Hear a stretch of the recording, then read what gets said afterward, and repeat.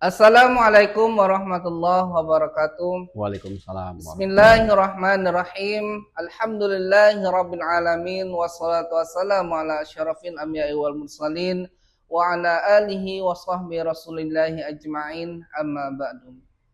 Pertama-tama puji dan syukur hanya milik Allah Subhanahu wa taala. Salawat dan salam selalu kita curahkan kepada Nabi Yuna Muhammad sallallahu alaihi wasallam. Allahumma salli ala Sayyidina Muhammad wa ala ali Sayyidina Muhammad. Salam dari Ikhlas Studio, ikhlas tanpa batas. Pemirsa Ikhlas Studio dimanapun berada, hari ini kita akan melanjutkan ataupun menyambung pemateri ataupun tafsirah tentang sifat wajib bagi Allah yang ke-11. Yang disampaikan oleh Abu Hamdan. Marilah kita mendengarkan tafsirah tentang sifat wajib bagi Allah yang ke-11, yaitu as-sama. Waktu dan tempat kepada Abu Ya kami persilahkan. Assalamualaikum warahmatullahi wabarakatuh. Waalaikumsalam warahmatullahi wabarakatuh. Tawakkalna 'ala Allah la haula wala quwwata illa billah. Asyhadu an la ilaha illallah wa asyhadu anna Muhammadan abduhu wa rasuluh. Pemirsa Ikhlas Studio dimanapun berada, hari ini kita akan melanjutkan materi akidah mukmin sifat Allah yang ke-11, yaitu as-sama. Pengertian as-sama, ta'riful as-sama fil lughah, pengertian as-sama secara bahasa artinya adalah mendengar. Seperti sifat-sifat Allah yang lain, sifat ini juga wajib bagi kita mempelajarinya, memahaminya, dan seterusnya meyakininya. Lantaran itu wajib pula bagi kita melakukan perbuatan selaras dengan keyakinan kita itu. Maksud mendengar bagi Allah Ta'ala di sini ialah bahwa Allah Subhanahu wa Ta'ala itu mendengar, tidak bertelinga. Selain dari Allah Ta'ala itu, makhluk termasuk kita semuanya mendengar dengan adanya telinga, adanya lubang telinga, dan adanya kuping atau telinga tadi. Allah Subhanahu wa Ta'ala tidak demikian, sebab Allah Subhanahu wa Ta'ala itu tidak bertelinga. Kemudian hakikat daripada as-sama, hakikat dari as-sama ialah suatu sifat yang tetap ada dan mesti ada, yaitu qadim lagi azali. Qadim ialah yang tidak didahului oleh tiada atau tidak ada permulaan. Jadi sifat as-sama Allah Subhanahu wa Ta'ala ini tidak ada permulaan. Mengapakah demikian? Karena seperti mana yang pernah kita bahas, sifat Allah Subhanahu wa Ta'ala itu berdiri atas zatnya. Dan zat Allah Subhanahu wa Ta'ala seperti mana yang kita ketahui juga adalah qadim lagi azali, yaitu tidak ada siapa yang menjadikannya. Dan oleh karena zat Allah Ta'ala itu qadim lagi azali, maka tentulah akal kita mengatakan bahwa sifat Allah Subhanahu wa Ta'ala itu juga qadim lagi azali. Dan oleh karena as-sama ini adalah salah satu sifat yang wajib bagi Allah Subhanahu wa Ta'ala, tentulah sifat ini juga qadim lagi azali. Itulah hakikat daripada sifat as-sama. Kemudian mendengarnya Allah tanpa suara. Allah Subhanahu wa Ta'ala tidak bersifat sama yang seperti mendengarnya manusia. Pendengarannya tidak terdinding oleh keadaan jauh dan dekat. Pendengaran Allah juga tidak terbatas pada bersuara ataupun tidak bersuara. Yang bersuara Allah dengar, dan yang tidak bersuara pun Allah dengar. Yang bersuara adalah seperti kata-kata atau ucapan makhluk atau segala yang baharu seperti manusia. Kita kalau bercakap atau berkata-kata, ada suara. Dan itu didengar oleh Allah Subhanahu wa Ta'ala. Yang tidak bersuara adalah seperti kalamullah. Maknanya Allah Subhanahu wa Ta'ala mendengar kata-katanya sendiri. Dan Allah Subhanahu wa Ta'ala berkata-kata tidak seperti makhluk. Allah berkata-kata tidak bersuara, tidak berlafaz, tidak berperkataan. Itu ada dulu dan tidak ada kemudian. Kalamullah lah adalah tersendiri, beda, lain daripada yang lain.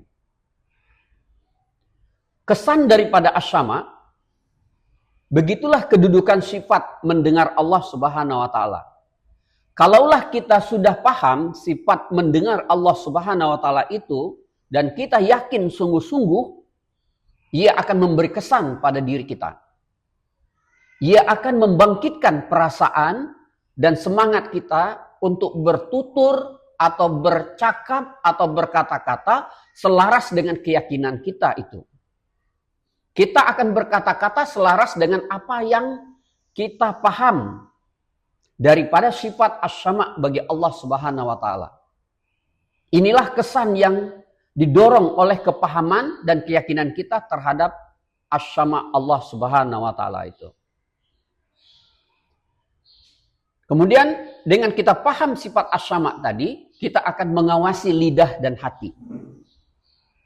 Karena itu, bagi orang yang benar-benar berilmu tauhid, serta yakin benar-benar dengan apa yang dipahaminya, dia takut hendak bertutur dan berkata-kata sesuatu yang melanggar syariat Allah. Karena jangankan tutur katanya Allah boleh dengar, malah gerak hatinya pun Allah dengar. Kalau begitulah, orang yang benar-benar memahami ilmu tauhid serta yakin dengan ilmunya itu tidak berani hendak mengupat orang atau menggibah orang. Dia lebih-lebih lagi tidak berani hendak memfitnah orang. Dia tentunya tidak berani hendak mengeluarkan kata-kata yang sia-sia atau kata-kata yang tidak mendatangkan pahala atau kata-kata yang tidak berfaedah. Hati bisa mengawal manusia. Jika hati dapat dikendalikan atau dikenal semula dengan Allah Subhanahu wa Ta'ala, bagaimana sebelum ini dapat dirusakkan oleh syaitan dan hawa nafsu, oleh kejadian alam sekeliling, oleh penghidupan dan dunia ini, maka hati itu akan kuat. Dan hati inilah yang sebenarnya yang dapat menjaga dan mengkawal diri kita. Sebab itulah kita perlu menjaga hati secara betul-betul supaya tidak dapat dipengaruhi oleh syaitan dan hawa nafsu. Serta jangan digoda oleh alam benda ini. Dan kalaulah hati yang dapat kita kawal daripada musuh-musuh lahir dan batin, ini dapat pula kita letakkan kembali kepada fungsinya yang sebenar, yaitu kenal betul-betul kepada Allah Subhanahu wa Ta'ala. Itulah kedudukan hati. Harus kenal dengan Allah sekenal-kenalnya, bistikoni. Maka hati itulah yang akan mendorong dan mengkawal diri kita hingga selamat di dunia dan di akhirat. Kemudian, bagaimana kita bisa kenal Allah dengan hati? Di sini barulah kita paham, yaitu mengetahui itu adalah dengan akal. Tetapi untuk mengenal atau dalam bahasa Arabnya disebut dengan ma'rifah atau ma'rifat adalah dengan hati. Artinya, kalau sekedar hendak tahu, cukuplah dengan akal. Tetapi kalau kita hendak mengenal, mestilah dengan hati. Jadi kalau kita ingin mengenal Allah, mestilah dengan hati. Dan kita juga dapat paham bahwa mengenal dengan akal itu tidak kuat berbanding dengan mengenal dengan hati. Orang yang mengenal Allah sampai ke peringkat hati adalah orang yang disebut arif. Atau kalau ramai dikatakan golongan arifin. Orang inilah yang benar-benar kenal dengan Allah Subhanahu wa taala. Itulah sifat Allah yang ke-11 yang disebut dengan As-Sama. Semoga kita semuanya bisa memahaminya, meyakininya, dan nanti akan memberi kesan kepada kita, dan kita bisa mengenal Allah dengan hati, dengan sekenal-kenalnya. Bistikoni. Demikian. Pemirsa Ikhlas Studio dimanapun berada, pembahasan tentang sifat wajib bagi Allah yang ke-11 ini yaitu As-Sama, yaitu artinya mendengar. Tentu kita sebagai makhluknya mesti tahu tentang sifat wajib bagi Allah. Karena apa? Ini adalah ilmu yang bermanfaat untuk kita semua. Terima kasih Buya. Sama-sama. Pemirsa Ikhlas Studio dimanapun berada, dengan ada pembahasan ini mudah-mudahan bermanfaat untuk kita semua dan memberi pengetahuan untuk kita semua, menjadi ilmu yang berkah untuk kita di dunia maupun menuju ke akhirat nanti. Amin, amin ya rabbal alamin. Cukup sekian dan terima kasih. Assalamualaikum warahmatullahi wabarakatuh. Waalaikumsalam.